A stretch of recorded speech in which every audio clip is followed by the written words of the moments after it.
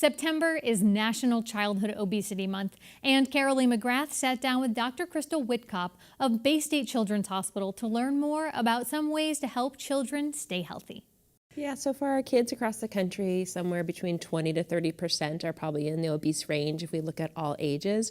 Varies some based on demographics and where they're living. Here in Springfield itself, probably closer to the 30% range, so almost 1 in 3 kids that are considered obese. And define obesity for us. What, obviously that means overweight, but there is the BMI scale that the doctors look at, if you could explain that a little bit. So it's based on a body mass index, which is a little different for kids than adults. So for adults, it's just a set cut point number of about 30. And for kids, it's based on the growth chart. So we plot them on the growth chart and look at their percentile.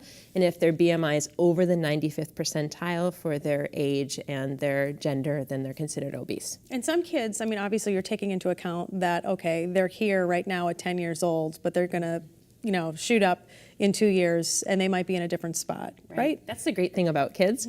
So they're growing, and so if they can grow and their weight can remain relatively stable, their body mass index will fall, and then they'll be at a healthier weight overall.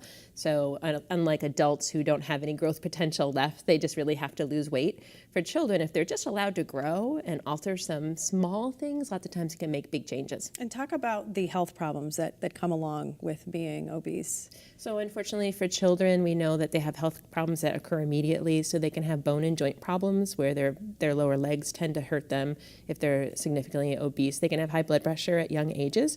They can have sleep apnea, so where they snore at night and then they stop breathing during the nighttime.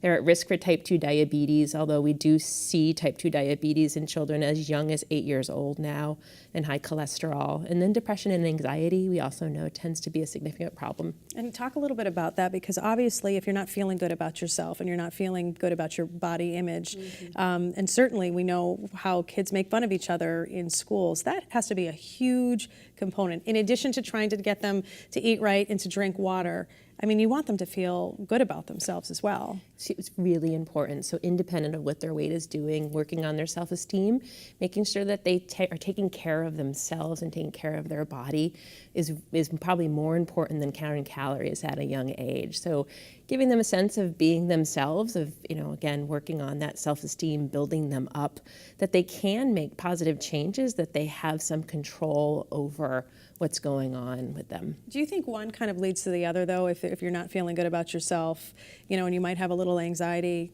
you might be eating something that maybe you don't even realize that you're eating a bag of chips. How do you help kids navigate that? Yep. The kid who eats because they're anxious, or the kid who eats because he's lonely. Right. So this definitely, it's hard to separate out the chicken and the egg. We know that certainly children with depression and anxiety do have increased risk of having weight problems, and certainly having weight problems increase your risk of depression and anxiety. Right. It becomes this circle that's hard to break out of. Being aware of why you're eating. So one of the things we work hard with kids in our program is self-awareness. So are you eating because you're hungry right now, or are you eating to fill some other need? And starting to make sense of that at a young age, because we know adults have significant problems with that going forward, can be beneficial to the child. And then giving them tools and the resources to deal with the depression and the anxiety.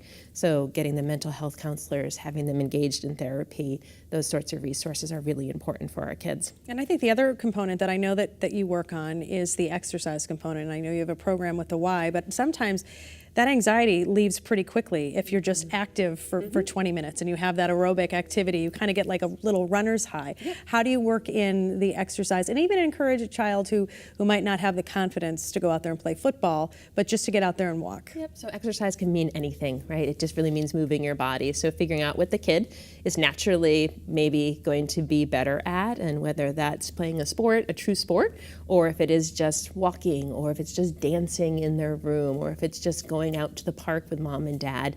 Something where they're moving their body is what's really important. But you're absolutely right. So in terms of treating depression and anxiety, having some daily physical activity is huge. Helps you sleep better, helps your mood later on, helps you be able to cope better. So it's really important. And you also have the Mighty Kids program through the Y, and that's something that kids can take part in? Yep. So Baystate Children's Hospital sponsors what's called the Mighty program, which is moving, improving, and gaining health together at the Y. It's been at the Springfield Y for a long time, and now we've been able to locate it out at the Westfield Y, and we're about to move it to the Greenfield Y through some support from the Coles Foundation, which has been a great opportunity for the kids in the area. How do you encourage parents not only to be a good role model, right, but to try to get out there with their kids? So it's about scheduling. We know that people who schedule a daily exercise so they build it into their day are more likely to succeed in doing it.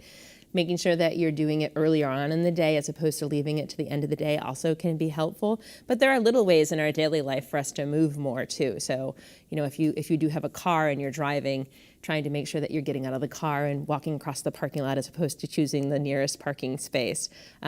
Doing family activities that are even fun activities. So bowling or, going roller skating or going apple picking this time of year. There are ways to continue to move your body.